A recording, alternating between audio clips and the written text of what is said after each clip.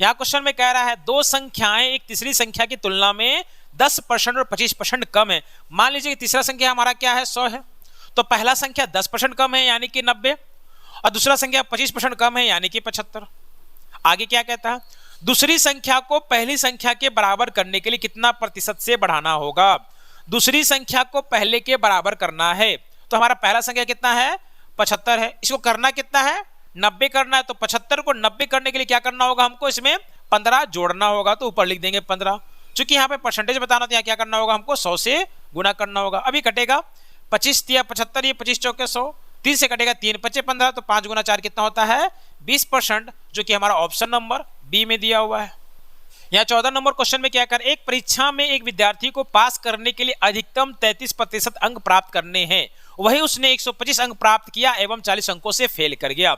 33% में वो क्या होता है पास होता है, लेकिन उसको अंक कितना मिला 125, तो वो 40 अंकों से फेल हो गया। यानी कि 125 में 40% का अगर हम लोग वृद्धि कर दे तो वो कितना हो जाएगा 33% हो जाएगा। तो 125 में अगर हम लोग 40 जोड़े कितना हो जाएगा हमारा 165 हो जाएगा, तो 33% कितना के बराबर हो जाएगा 165 के बराबर हो जाएगा। अब इसको काट लीजिए, 11 तिया 33 और ये 11 एकम 11, 11 पचे 55, अब इसको 3 को काटेंगे 3 एकम 3, 3 पचे 15, तो 1% का वैल्यू क्या निकल कर आ रहा है 5 निकल कर आ रहा है। तो पूर्णांक जो होता है वो 100% होता है, तो 1 का वैल्यू अगर 5 है तो 100 का वैल्यू कितना हो जाएगा 500 हो जाएगा, जो हमारा ऑप्शन नंबर ए में दिया हुआ है।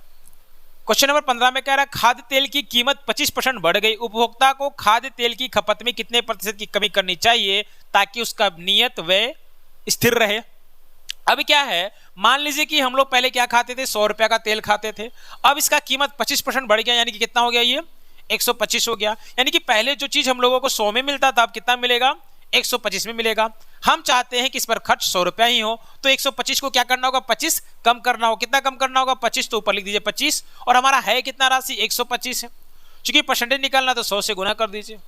अब 25 से 125 को काटेंगे तो 5 बार में कटेगा, और 5 से 100 को काटेंगे तो 20 बार में कटेगा, यानी कि हमारा आंसर हो गया 20%।